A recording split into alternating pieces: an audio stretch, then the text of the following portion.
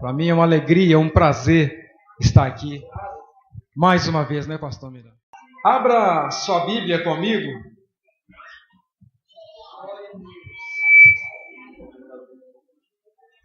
Livro do profeta Abacuque, capítulo de número 3.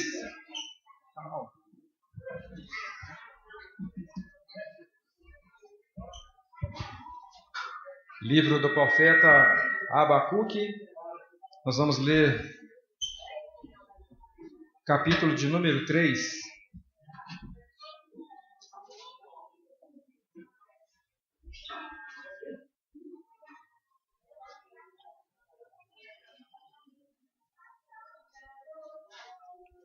Eu acho que se nós chegássemos agora e lêssemos João 7,53, estava bom demais. Todos vão para sua casa, porque nós já recebemos aqui o louvor, a presença de Deus é real nesse lugar. Mas nós iremos estudar um pouco aqui no livro do profeta Abacuque, no capítulo 3. Todos encontraram? Quem encontrou, diga amém. Glória a Deus. Oração do profeta Abacuque sobre a forma de canto. Tenho ouvido, ó Senhor, as tuas declarações e me sinto alarmado. Aviva a tua obra, ó Senhor, no decorrer dos anos, e no decorrer dos anos faze-a conhecida. E na tua ira, lembra-te da misericórdia. Em outra versão diz, ouvi a tua palavra e temi. Aviva, ó Senhor, a tua obra, e na tua ira, lembra-te da misericórdia. Querido Deus e Pai, muito obrigado, Senhor Deus, por esse dia que o Senhor preparou. Obrigado pelo cuidado da tua igreja. Obrigado, Senhor Deus, pela doce presença do Espírito Santo nesse lugar. Eu te agradeço pela sua palavra e te agradeço pela oportunidade de te servir, Senhor. Fala conosco, fala comigo, Senhor. Usa-me segundo a sua vontade, segundo o seu querer. Que nós venhamos nessa noite receber um pouco mais do seu Espírito. Que nós venhamos transbordar da sua presença. Que venhamos glorificar o seu nome, que é Santo, Santo, Santo. Muito obrigado, Senhor. Eu te agradeço no nome santo de Jesus. Amém. Graças a Deus. Os irmãos podem ficar à vontade, podem se assentar.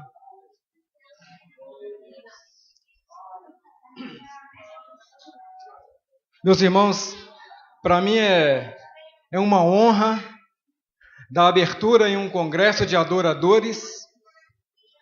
Já só de dar abertura nesse congresso já é uma honra. Principalmente quando se olha o tema Fogo, Paixão e Lágrimas, marcas do avivamento. Quando nós falamos do avivamento, já dá uma vontade, um arrepio, já dá uma vontade de glorificar o nome do Senhor, de dizer santo, santo é o Senhor, de dizer glória, glória, aleluia ao Senhor, de falar em línguas, de trazer a manifestação da presença do Senhor. Amém? É isso que dá vontade de fazer. É isso que nós sentimos quando nós participamos, quando nós falamos de avivamento. Amém?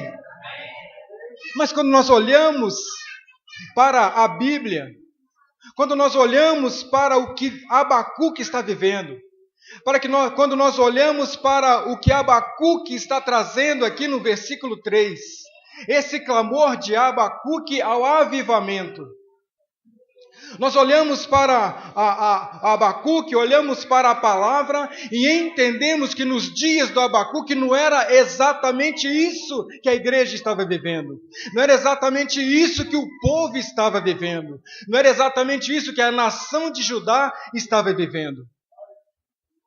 Abacuque viveu nos dias do rei Joaquim e uma sucessão de reis maus que fizeram mal aos olhos do Senhor. A nação de Judá passou por momentos terríveis, momentos de afastamento de Deus, momentos de opressão, de violência, momentos de tristeza e momento de esfriamento espiritual. Abacuque olha para essa situação, ele olha para o que está escrito no capítulo 1, versículo 9, quando Deus traz a Abacuque a revelação do que ia acontecer a Judá. No capítulo 1, versículo 6, Deus diz a Abacuque: pois eu suscito os caldeus na amargura e na impetuosa que marcham pela largura da terra para apoderar de moradas que não são suas. Eles são pavorosos e terríveis, e criam eles mesmos direito à sua dignidade. Os cavalos são mais ligeiros do que o leopardo, mais ferozes do que o lobo ao anoitecer. Eles todos vêm para fazer violência, o rosto suspira por seguir avante, eles reúnem os cativeiros como areia. Abacuque olha para essa situação, olha para a situação que se encontrava em Judá, e ele então se volta para o Senhor e diz: Senhor, ouvi a tua palavra e temi. Aviva, ó Senhor, a tua obra, e na tua ira tem misericórdia. Quando nós olhamos para o livro do profeta Ezequiel, capítulo de número 22, nós vamos entender o que Abacuque estava vivendo, o que Abacuque estava vendo nos seus dias. Capítulo 22 de Ezequiel, a partir do verso 3. Assim diz o Senhor: ai da cidade que derrama sangue inocente. No versículo 6. Eis que os príncipes de Israel, cada um segundo o seu poder, nada mais intentam senão derramar sangue. Desprezam as minhas coisas santas. Versículo 9. Homens caluniadores no meio de ti. No versículo 10. No teu meio, descobre a vergonha do pai e abusam da mulher. No versículo 11, um comete abominação contra a mulher do teu próximo e outro contamina torpentemente a sua nora. Caiu o papelado. No meio de ti, aceitam subornos para derramar sangue, usura, lucros, tomar-se extorquindo, explorando o teu próximo. No versículo 26, os seus sacerdotes transgridem a minha lei e profanam as minhas coisas santas. Entre o santo e o profano não fazem diferença, nem discernem o limpo do imundo. Os seus príncipes no meio são como lobos que arrebentam a preso para derramar sangue, para destruírem almas e ganharem lucro desonestos. Os seus profetas lhes encobrem isto com cal por visões falsas, predizendo mentiras e dizendo: assim diz o Senhor, sem que Deus tenha falado. Contra o povo praticam extorsões, andam roubando, fazendo violência ao aflito. Aí o Senhor diz no versículo 30, busquei entre eles um homem que tapasse o muro e se colocasse na brecha perante mim a favor desta terra, e eu não achei nenhum sequer. É como se Deus estivesse andando pela terra de Judá, e andasse pelo meio do povo, e que ele visse no meio do povo fosse violência, exploração, opressão.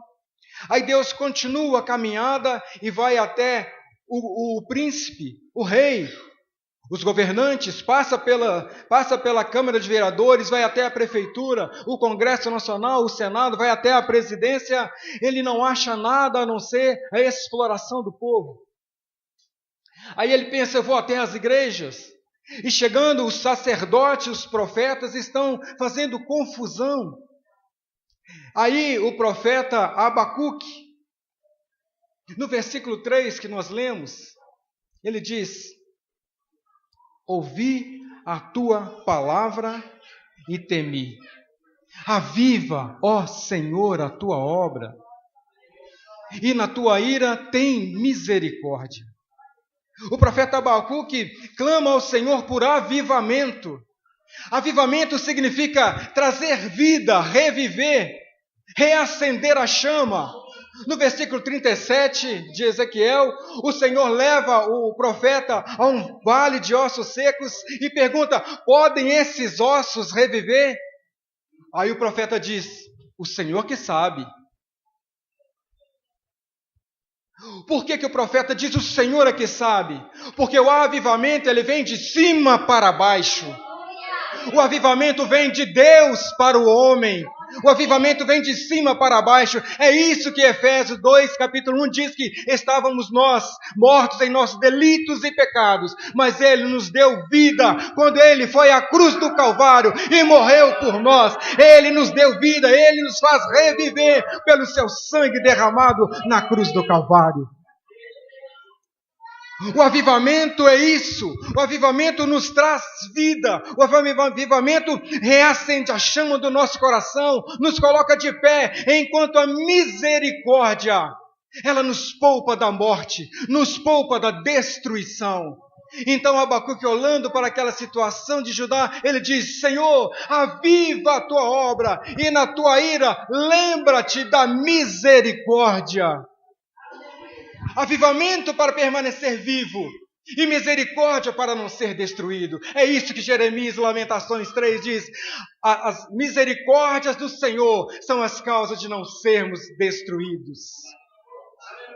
É pela misericórdia do Senhor que nós estamos aqui. É pela misericórdia de Deus que nós somos avivados a cada culto, que nós somos avivados a cada dia, porque é Ele que nos dá vida, e pela sua misericórdia nós continuamos andando, nós continuamos crendo, nós continuamos pregando, nós continuamos ouvindo, nós continuamos de pé pela misericórdia do Senhor. Aviva, Senhor, a sua obra. Aviva, Senhor, a tua obra, e na tua ira tende misericórdia. O profeta olhou para a situação de Judá e ele entendeu que o exército de Babilônia, que vinha para destruir a Judá, era por causa do pecado. Porque enquanto eles tinham um problema interno, que era desvio moral e ético, era violência, imoralidade sexual, era o esfriamento espiritual, era o afastamento de Deus. Do outro lado, tinha um problema externo, um problema político, porque Deus havia levantado a nação, o exército de Babilônia, para destruir Judá. Ele sabia que o exército que vinha sobre Judá era o juízo de Deus, por causa da situação de pecado em que viviam. O juízo de Deus, o julgamento de Deus, ele é quando as coisas não estão de acordo com a sua vontade. É quando as coisas estão andando segundo nossa vontade, segundo o nosso querer. Abacuque olhou para a situação de Judá e ele disse: Senhor, aviva a tua obra e tem misericórdia. Porque Deus havia revelado para ele no capítulo 1 o que ia acontecer e por que estava acontecendo. Meus irmãos, às vezes as coisas vão acontecendo e vão nos afastando do nosso Deus. Quando é mais fácil nós ficarmos em casa para ver o último capítulo da novela do que adorar a Deus na igreja. Quando é mais fácil ler a mensagem do WhatsApp do que a própria Bíblia. Quando é mais fácil ir para o culto, para o shopping no dia de culto. Quando é mais fácil ir para uma festa do que vir adorar a Deus, nós estamos correndo um risco de estarmos afastando do Senhor. Nós corremos o risco de estarmos passando por um momento de esfriamento espiritual. Abacuque percebeu isso. Abacuque viu o que estava acontecendo. Mas a nação ia cada dia mais enfraquecendo, mais entristecendo, mais afastando do Senhor. Precisamos estar atentos. O meu sonho era fazer um curso superior. E na minha infância, adolescência, eu não tinha dinheiro, não tinha condições. Aí consegui e comecei a estudar.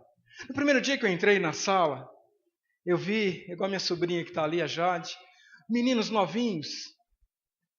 Falei, meu Deus, o que eu vou fazer? Eu pensei, eu tenho que estudar muito para acompanhar esses meninos. Muitos anos sem estudar. Fazer vestibular e passar na prova é fácil. Mas eu tenho tempo. Eu estou investindo. Então eu comecei a estudar. E ler menos a Bíblia. Teve um dia que eu levantei 6 horas da manhã e comecei a estudar. Porque eu trabalho o dia todo. De 8 às 6, 7. Aí levantei 6 horas da manhã, comecei a estudar. Deu 9 horas, estou estudando. A Cássia levantou, o Rafael levantou. Aí o Rafael chegou da porta do quarto e olhou e falou, o que você está fazendo? Eu falei, estou estudando. 10 horas. O que você está fazendo? Eu estou estudando. E aquilo passou a tomar tempo demais na minha vida. Aí quase meio-dia. O que você está fazendo? Eu estou estudando. Quando nós afastamos do Senhor e envolvemos tanto em outras coisas, não estou aqui dizendo que não devemos estudar sim. Você que não fez vestibular ainda faça, você que não fez curso superior faça, devemos fazer sim, mas nós precisamos gastar tempo com o Senhor, gastar tempo com Deus, gastar tempo com a palavra, tempo em oração, tempo em jejum. Era quase meio-dia, a única coisa que eu fazia era aqueles trabalhos. A única coisa que eu fazia era aquilo. Eu passei a passar por um momento de esfriamento espiritual. Eu recebia convites para pregar, eu falava, não posso, eu estou ocupado. Comecei a dizer não, comecei a me afastar, comecei a dizer não, porque eu estava enchendo de muitas coisas e esvaziando das que era mais necessário na minha vida, porque o próprio Senhor Jesus diz, sem mim nada podeis fazer. Eu estava me afastando do Senhor para me encher de outras coisas. Eu precisava sim me estudar para acompanhar como eu fiz. Mas eu tinha que gastar tempo com Deus, continuando me enchendo de Deus, continuando enchendo da palavra de Deus. Quando passamos por esse processo, quando começamos a passar por esse processo de afastamento, quando o pecado já não mais nos entristece, já não mais nos constrange, quando as coisas de Deus não são tão mais importantes, quando começamos a colocar coisas no lugar de Deus, quando começamos a encher o nosso coração de outras coisas a não ser do próprio Senhor, nós estamos precisando passar por um momento de arrependimento. Arrependimento precisamos. João Batista começou dizendo, arrependei-vos, porque é chegado o reino de Deus. O próprio Senhor Jesus em Marcos capítulo 1, versículo 15, arrependei-vos e crede no Evangelho. O Senhor está falando conosco, que quando nós começamos a afastar do Senhor, quando nós achamos que estamos bem demais, quando nós achamos que estamos fortes demais, que sabemos demais, que temos demais, nós precisamos fazer como está escrito em Joel capítulo 2, convertei-vos, voltai a mim, diz o Senhor. Convertei de todo o vosso coração, convertei-vos a mim. A gente está andando achando que a gente pode demais, sabe demais, está cheio da graça, cheio do Espírito Santo, mas quando nós temos uma batalha à frente, quando nós temos um problema à frente, nós vemos como estamos vazios, como estamos precisando do Senhor. E em Joel capítulo 2 ele fala, rasgai o vosso coração e não as vossas vestes. Ele quer dizer, eu quero um arrependimento sincero, uma conversão sincera. Volte para os caminhos do Senhor. Arrependa-se, arrependa-se, crente no Evangelho, não sou eu, foi o próprio Senhor que disse. Precisamos converter, precisamos arrepender. E engraçado que a palavra arrependimento, às vezes a gente tem, pastor Aguinaldo, pastor Menor, a gente tem uma preocupação às vezes de pregar o arrependimento e o remorso. O que é arrependimento? O que é remorso? Mas João Batista andava, arrependei-vos. Jesus disse, arrependei-vos e crede no Evangelho. Parece que a palavra arrependimento está na nossa mente, está enraizado no nosso coração, na nossa mente. Arrependei-vos e crede no Evangelho. Jonas, no capítulo 2, no capítulo 3 de Jonas, todo mundo conhece a história de Jonas? Jonas foi chamado para pregar na cidade de Nínive. Nínive era uma cidade muito perversa. E Jonas sabia que Deus era um Deus que perdoa pecado. Aí Jonas disse, eu não vou pregar em Nínive. Porque ele sabia que chegar lá, se aquele povo arrependesse, eles seriam poupados.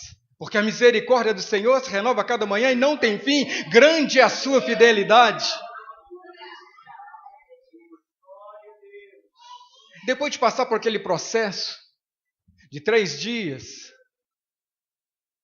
no peixe, no ventre do peixe, Jonas então decide ouvir, cumprir a determinação do Senhor.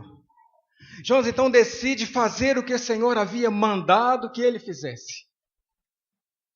Nínive era uma cidade grande, tinha mais ou menos 200 mil habitantes.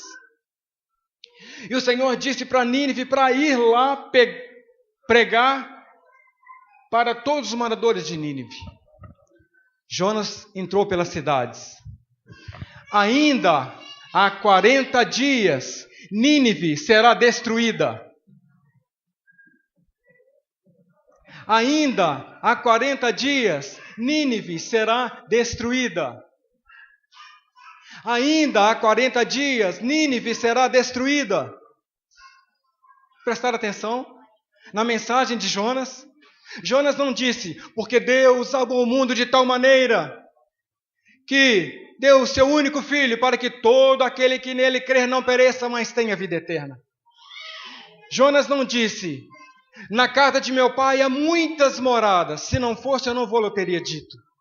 Jonas não disse, todos aqueles que recebem a Jesus são considerados filhos de Deus. Jonas não disse, porque ele levou sobre si as nossas dores, a nossa iniquidade, o castigo que nos traz a paz estava sobre ele. A mensagem de Jonas foi, ainda há 40 dias, Nínive será destruída. Interessante. Alguém poderia falar, mas por quê? Como assim? O que você está falando? Você é doido? Porque é muito assim que acontece com o pecado. Quando se fala de pecado, as pessoas falam assim, eu não. Os moradores de Nínive podiam falar assim, mas eu não tenho nada com isso. Porque quando nós falamos de pecado, acontece mais ou menos assim. Jonas podia estar pecando lá, pregando naquela cidade, e alguém falava assim, ainda há 40 dias Nínive será destruída. Alguém pergunta, por quê? Por causa do pecado. Aí fala assim, eu não roubei. Não roubou, mas mente. Eu não menti. Mentiu, mas adultera. Eu não adulterei, mas vê filme pornográfico. Eu não faço isso, mas faz aquilo. A Bíblia em Romanos 3:23 fala que todos pecaram e destituídos estão da glória de Deus. A mensagem de Jonas era para toda a cidade de Nínive. A mensagem de Jonas era para todos aqueles que precisavam se salvar. A mensagem de Jonas era para todos os pecadores que precisavam e eram carentes da misericórdia de Deus.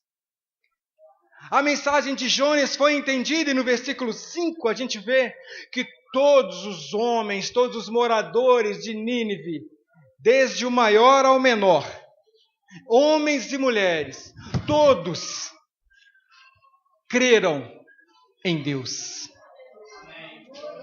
Todos os moradores de Nínive entenderam a mensagem, porque a mensagem dele era muito clara: essa cidade será destruída por causa do juízo de Deus sobre o pecado. O que Jonas estava fazendo era um convite ao arrependimento.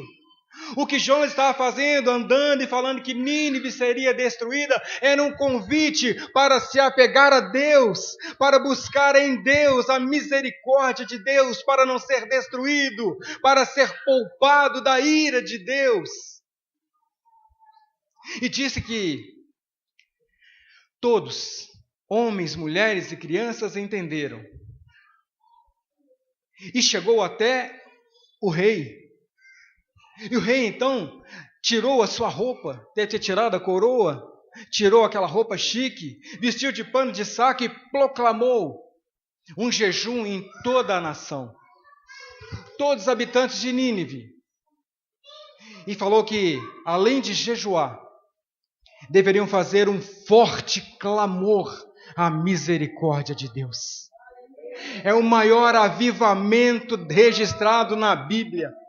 Uma cidade inteira foi poupada, porque entenderam que necessitavam, precisavam de Deus, precisavam correr para o Senhor, precisavam se agarrar à única oportunidade, que era o arrependimento dos pecados. É triste quando a gente não entende isso. É triste quando a gente vive e não percebe que estamos fazendo. É triste quando a gente faz isso e não sente a tristeza, a dor do arrependimento. É triste quando nós não choramos por causa dos nossos pecados, por causa das nossas falhas, por causa da nossa limitação, por causa da nossa fraqueza.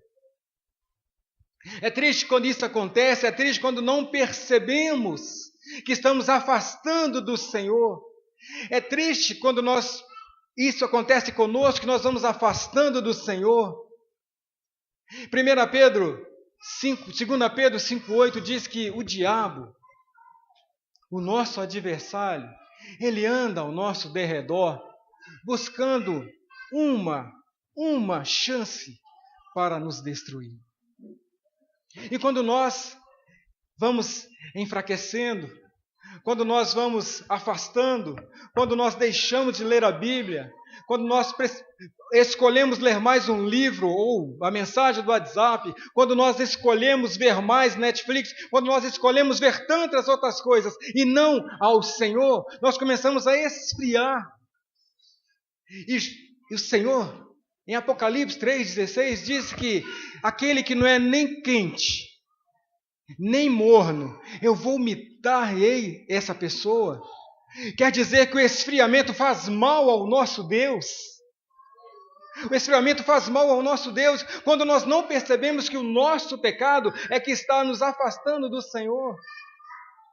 Uma certa vez uma pessoa falou para mim assim: esse negócio de pecado é assim. A gente pode pecar, porque Deus é amor.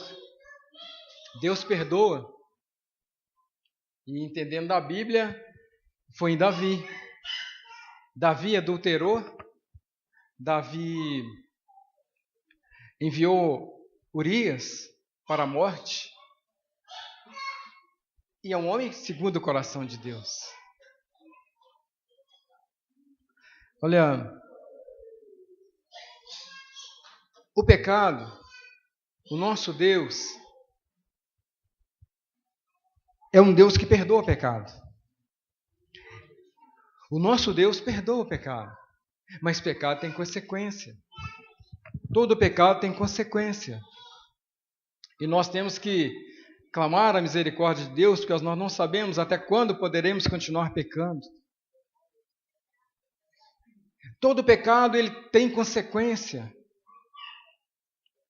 Quando nós olhamos em Juízes, um jovem chamado Sansão, a mãe dele era estéril.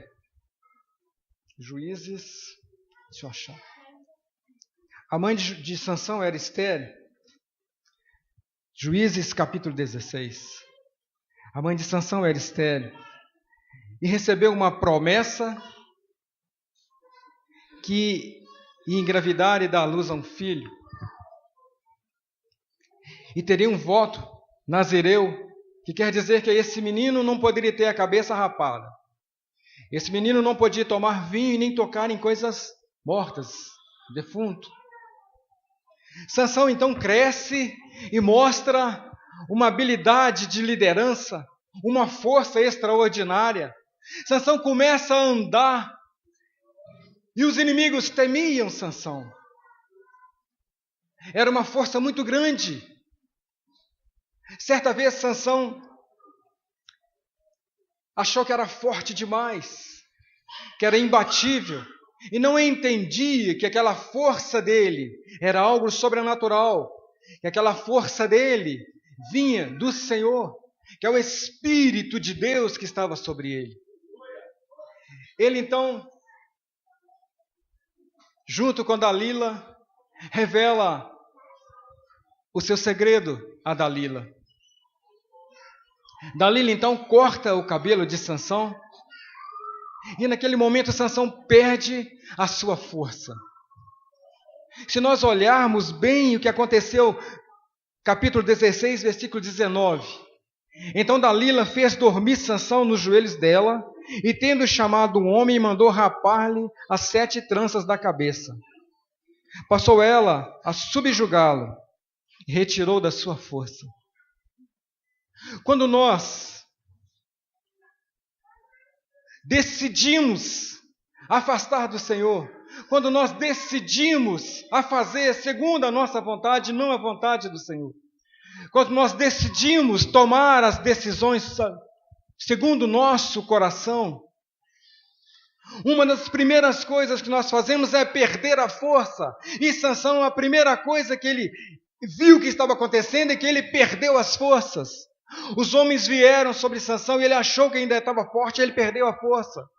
Quando nós fazemos aquilo que é contrário à vontade de Deus, nós perdemos a força para orar, nós perdemos a força de jejuar, nós perdemos a vontade de ir no culto, nós perdemos a força de continuar orando, continuar lendo a Bíblia, nós perdemos a força da fidelidade.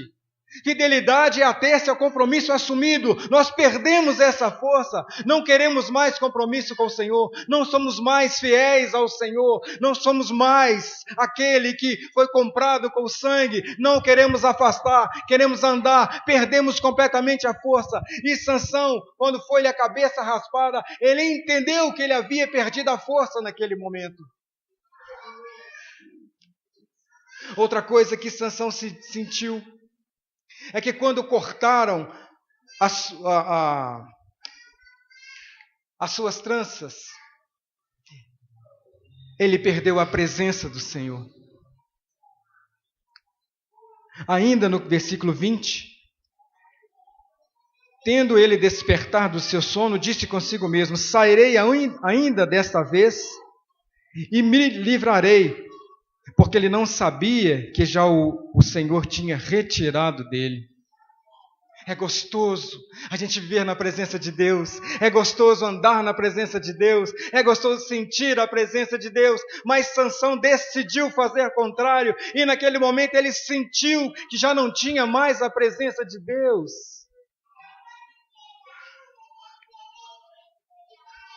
E outra coisa que aconteceu com Sansão é que os filisteus pegaram, vazaram seus olhos e fizeram descer a Gaza. Uma outra coisa que acontece quando nós cedemos ao pecado, quando nós entregamos ao pecado e afastamos do Senhor, quando nós não percebemos que estamos passando por um esfriamento espiritual e entregamos a nossa própria vontade. No versículo 25, alegrando-se eles o coração, disseram: mandai vir Sansão para que nos divirta. Aquele homem que nasceu da promessa para liderar, para livrar Israel das mãos dos filisteus. aquele homem que era cheio de força, aquele homem que era líder da nação de Israel, aquele homem que podia estar no topo, agora era motivo de piadas. Trouxeram Sansão e as pessoas olhavam para Sansão e falavam: ué, não era aquele menino ali que nasceu na igreja, que tocava um instrumento? Não era aquele menino ali que foi promessa do Senhor? Não era aquela menina que dançava? Não era aquele menino que orava? Não era aquele menino que ia com os pais ao monte? Não é aquela pessoa? Não é aquela pessoa que pregava? Não é aquela pessoa que orava? Não é aquela pessoa que fazia isso, que fazia aquilo para o Senhor? Aquele que jejuava, aquele que orava? O inimigo começa a zombar de nós, começa a zombar da igreja, começa a zombar do povo de Deus. Aquele menino, a mãe dele levava ele para a igreja da escola dominical, está nessa situação. Aquela menina, nossa, eu achava que ela ia ser uma mãe excelente, que ia dar uma família. É isso que aconteceu com ela. Aquele menino ali era um homem, e eu pensei, vai ser um homem cheio de Espírito Santo, um pai honrado. É isso que aconteceu com ele. Quando nós cedemos ao pecado, nós começamos a enfraquecer, entristecer, e cada dia mais, e o diabo começa a zombar da igreja, começa a zombar de mim, começa a zombar de você. O diabo começa a apontar o dedo, e a cada dia mais vai nos enfraquecendo. Aquele menino ali, eu achava que ele ia ser o pastor, aquela menina ia ser uma pastora, ia ser uma missionária, ele ia louvar, ia adorar. Aquele menino tocava, aquele menino clamava, aquele menino orava, estava nos montes, estava orando, aquela menina também. E agora, o que está acontecendo? As cadeias, os vícios. Agora está acontecendo o quê? A prostituição. Agora o que está acontecendo? O povo olhava, os inimigos olhavam para Sansão e falavam: é isso aí que virou? É isso aí que virou Sansão? Esse aí é o filho da promessa? É esse aí que é o filho da promessa, que as pessoas esperavam tanto dele? Olha o que virou Sansão. Olha o que virou um homem cheio de força. Olha o que virou o homem que todos temiam. Olha o que virou o homem que as pessoas, quando ele orava, expulsava demônios. Quando ele impunha as mãos, enfermos eram curados. Olha o que aconteceu com esse homem. Olha o que aconteceu com aquela mulher. Olha aquela família. Quando entraram pelo altar, as pessoas falavam: olha que casal lindo, que casamento, que família. Olha o que virou aquela família. Olha o que virou aquele casamento. Olha o que virou isso. Olha meu vizinho, que aconteceu. O inimigo começa a apontar e começa a mostrar o resultado do pecado.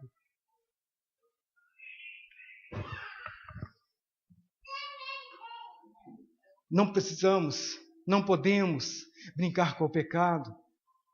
Gálatas capítulo 6 diz que de Deus não se zomba. O que o homem semear, ele colherá. Pecado tem consequência. Pecado tem consequência e nos afasta do Senhor.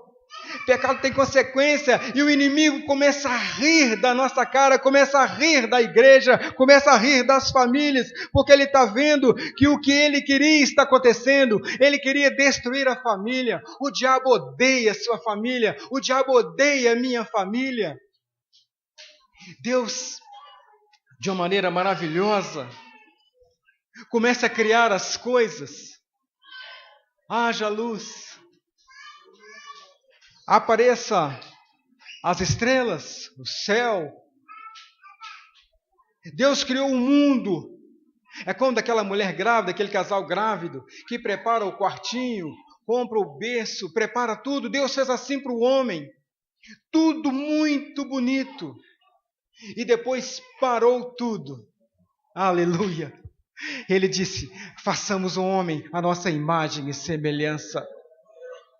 E soprou no homem o Espírito, dando o homem, dando ao homem a capacidade de sentir emoções, prazer. O diabo odeia o homem, porque o homem é criado à imagem e semelhança de Deus.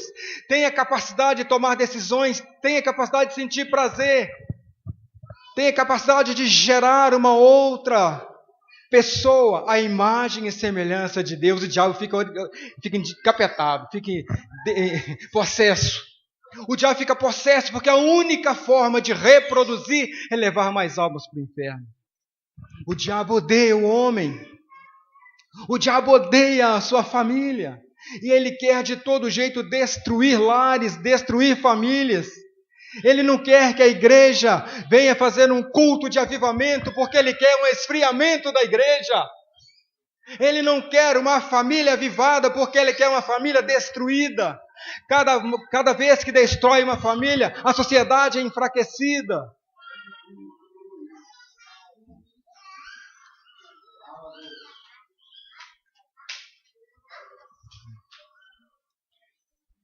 Aviva, Senhor, a sua obra. O profeta, olhando aquela condição de Judá, olhando a condição do pecado, olhando a condição do homem, ele diz: aviva, ó Senhor, a tua obra. E na tua ira, Senhor, tenha misericórdia. O Senhor tem seus próprios planos, a sua própria maneira de tratar com o homem e a sua indiferença. Ezequiel, capítulo 22, nós lemos o mesmo contexto, ele pregava em Israel. Judá clamava em Judá, vendo aquela situação de Judá. Quando Deus falou no seu coração, ele disse: Senhor, eu ouvi a tua palavra e temi. Quem dera se Israel tivesse ouvido, quem dera se Judá tivesse acreditado no profeta, quem dera se as pessoas, toda a nação, tivesse feito como a nação de Nínive, ouvido a palavra. O versículo 5 diz que eles creram em Deus. Quem dera se eles tivessem acreditado, pastor Miranda. A gente sabe que o exército de Babilônia entrou por Judá, destruiu Judá, levou para o cativeiro algumas pessoas, porque o inimigo fazia assim, o inimigo faz assim.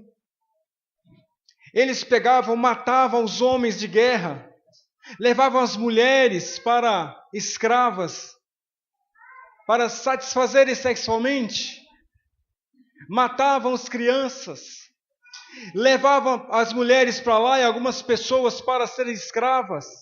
Daquela forma eles acabavam com uma nação, eles misturavam ali os costumes, a religião, a língua.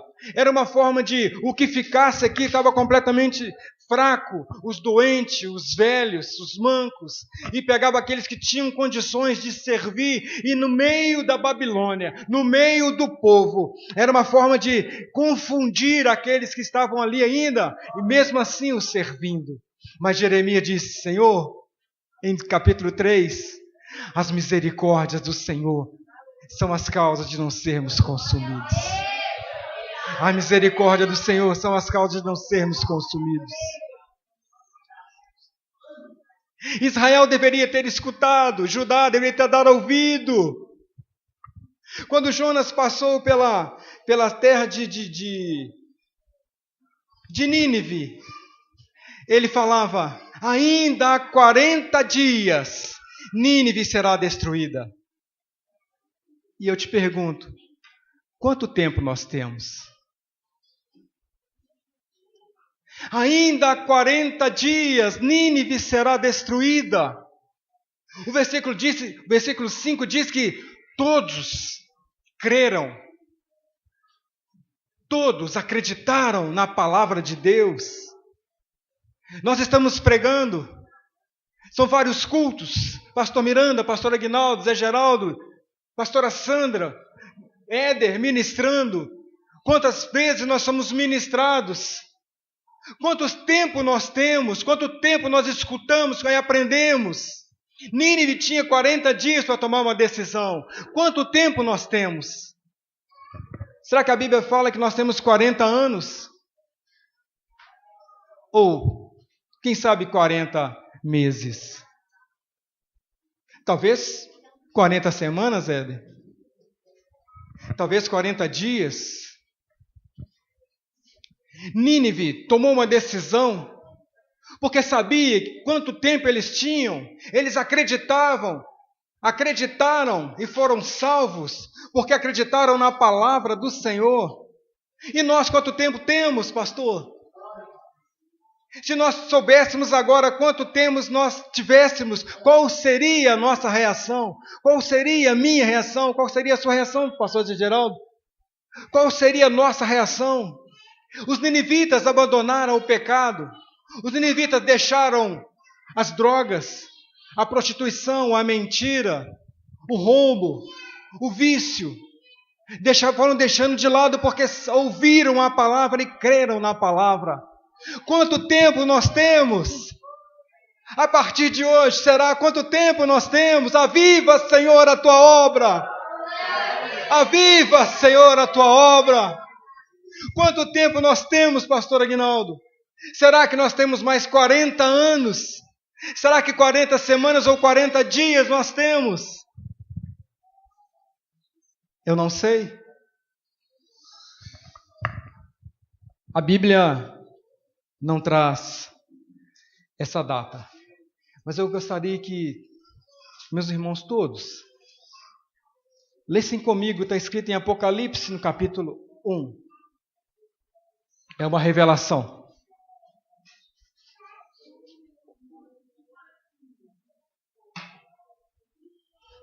Apocalipse capítulo 1, primeiro versículo.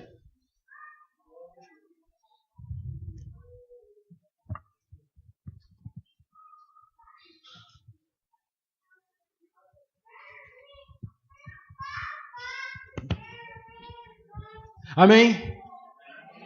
Apocalipse, versículo 1. A revelação de Jesus Cristo, que Deus lhe deu para mostrar aos seus servos as coisas que em breve vão acontecer, ou venham a acontecer. No último livro, o primeiro capítulo, disse que Deus revelou ao Senhor Jesus Cristo as coisas que em breve vão acontecer. A Bíblia diz que estas coisas vos escrevi para que saibais que tendes a vida eterna. Jesus vai voltar. Fala para a pessoa que está do seu lado assim, Jesus vai voltar. Fala para ele assim, Jesus breve voltará.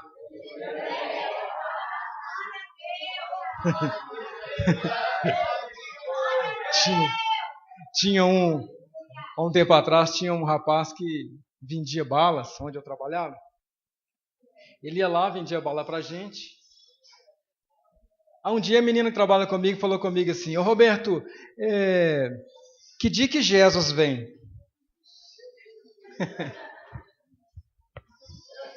Eu falei, Jesus? Não sei, que Jesus? Eu não era convertido, senão eu já tinha entendido. Né? Eu falei, não sei, Jesus? Não sei não. Ele falou, o rapaz que vende bala. Eu falei, não, o nome dele é Saulo.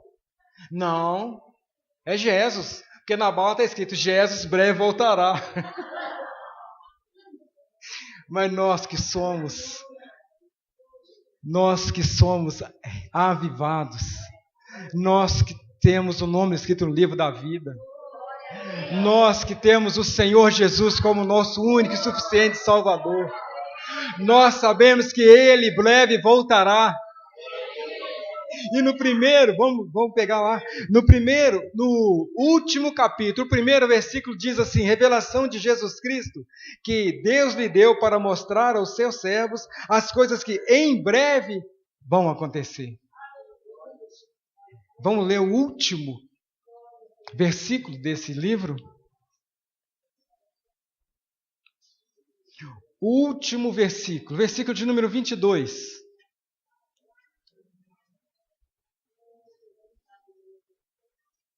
Versículo de número 22, versículo 10.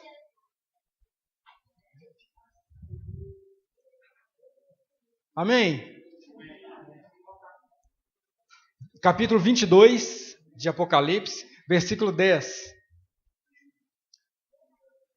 Amém? Estou escutando uns barulhinhos.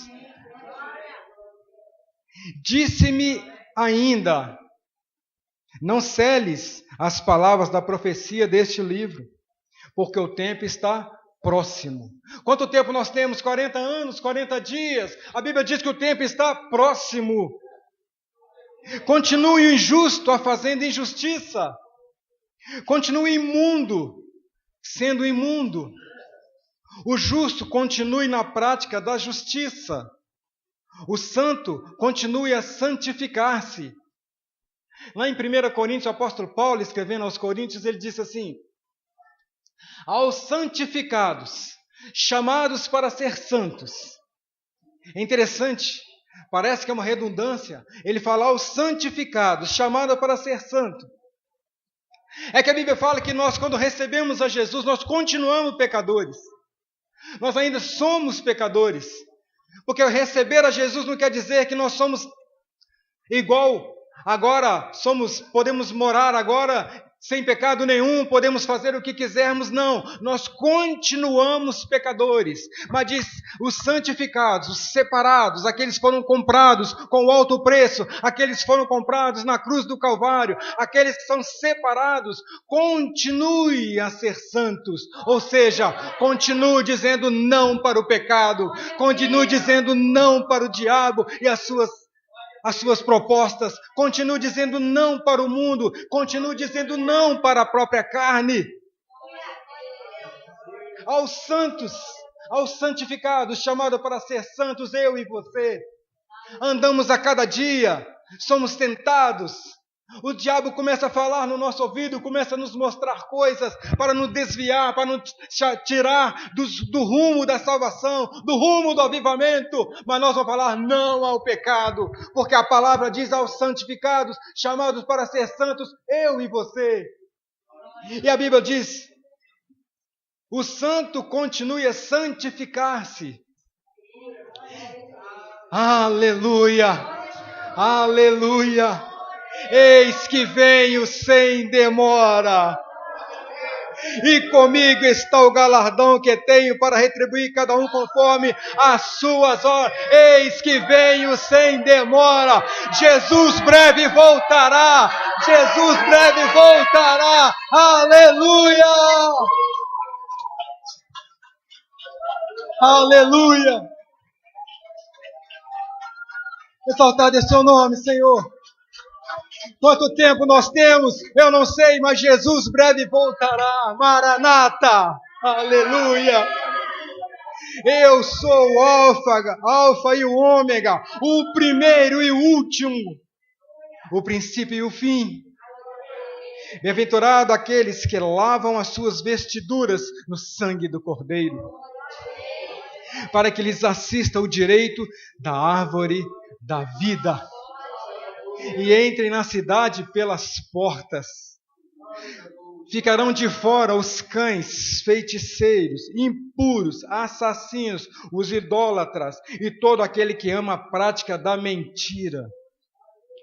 Eu, Jesus, enviei o meu anjo para vos testificar as coisas às igrejas. Quem tem ouvido, ouça o que o Espírito diz à igreja. Eu sou a raiz e a geração de Davi, a brilhante estrela da manhã. O Espírito e a noiva dizem, vem. Aquele que ouve, diga, vem. Aquele que tem sede, venha.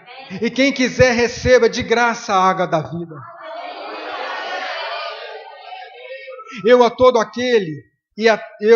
A todo aquele que ouve as palavras da profecia deste livro, testifico. Se alguém lhes fizer qualquer acréscimo, Deus acrescentará os flagelos escritos neste livro. E se alguém tirar alguma coisa das palavras do livro desta profecia, Deus tirará sua parte da árvore da vida, da cidade santa e das coisas que se acham escritas neste livro. Aquele que dá testemunho dessas coisas diz, certamente vem, sem demora. Amém, Senhor Jesus. Oh, aleluia! Louvado seja o seu nome, Senhor.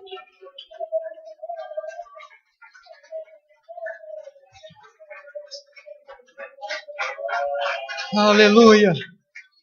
A todo aquele que recebeu a Jesus como Senhor e Salvador, a todo aquele que tem o nome escrito no livro da vida, a todo aquele que foi santificado, a todo aquele que é chamado para ser santo, a todo aquele que renuncia o pecado, a todo aquele que diz não a Satanás e todas as suas propostas, a todo aquele que a cada dia mais quer morrer para Cristo, aquele que a cada dia mais se procura encher do Espírito Santo, aquele que tenha certeza da salvação, que um dia levantou a mão para Jesus, tem mais motivo para aplaudir ao Senhor e dizer glória, glória, glória ao Senhor.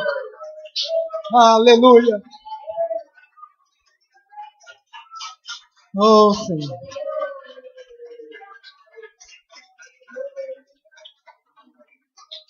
E para encerrar, o versículo 17, eu quero voltar no versículo 17. E o Espírito e a noiva dizem, vem. Aquele que ouve, diga, vem. Aquele que tem sede. É para aquele que tem sede. E quem quiser, receba de graça a água da vida. Quem tem sede de Deus nesse lugar. Quem tem sede do Espírito Santo nesse lugar. Aleluia. Lá no bairro Água Limpa, tem uma bica, quem já foi lá já viu. Quem mora lá e pega água como eu, de vez em quando, sabe o que eu estou falando. Lá tem uma bica e a água é boa. Pode pegar lá. Lá nessa bica, a água fica caindo o dia inteiro. E eu costumo ir lá pegar, levar para casa. Quando a gente põe aquela água no filtro, a vela fica limpinha. Pode pegar lá. Mas aquela água, chega na época de chuva, tem muita água. Na seca, ela diminui. Mas ela está sempre ali a jorrar, sempre a jorrar. Eu vou lá buscar água e eu posso simplesmente lavar as minhas mãos. Eu chego lá na bica, eu posso lavar o rosto. Posso tomar uma água aqui? Eu posso encher um copo de água lá e matar a sede. Se eu quiser também, eu posso, como eu faço, levar uns galões, uns litros, encher todos eles. E se eu quiser também, eu posso parar um caminhão-pipa lá e encher com aquela água. Mas aquela água, ela corre o risco de acabar. E o Senhor Jesus diz, quem tem sede, vem. Quem tem sede, vem. O Senhor diz em sua palavra, onde houver 2 ou 3 reunidos em meu nome, eu farei presente. O próprio Senhor está aqui nesse lugar. E quem tem sede de Deus, fique de pé. Nós vamos glorificar o nome do Senhor. Todos aqueles que quiserem ser cheios do Espírito Santo, todos aqueles que quiserem experimentar um avivamento, todos aqueles que quiserem sair daqui cheios, renovados, cheios do Espírito Santo, todos aqueles que sentiram a necessidade de dizer não ao pecado, de arrepender dos seus pecados, todos aqueles que nessa noite, como eu, quer ser cheio do Espírito Santo, saia do seu lugar, vem aqui para frente, nós vamos começar a orar, vamos começar a clamar, aviva, Senhor, a tua obra, aviva, Senhor, a tua obra. Aleluia. Aquele que tem sede, vem. Labará, Suriande, canta lá. Exaltado é o seu nome, Senhor. Exaltado é o seu nome, Senhor. Aleluia. Louva. Aleluia. Israel deveria ter ouvido a mensagem, deveria ter acreditado no profeta. Judá deveria ter entendido o que o profeta estava falando. Aviva, Senhor, a tua obra. Aviva, Senhor, a tua obra. Aviva, Senhor. Se o avivamento vem de cima, se o avivamento é o Senhor que dá, nós vamos clamar ao Senhor. Aviva, Senhor. Aviva, Senhor, a tua obra. Aviva, Senhor, esse lugar. Ó Pai, enche, Senhor, com o seu Espírito, Senhor, nesse lugar. Senhor, manifesta seu poder. Senhor, tenha liberdade.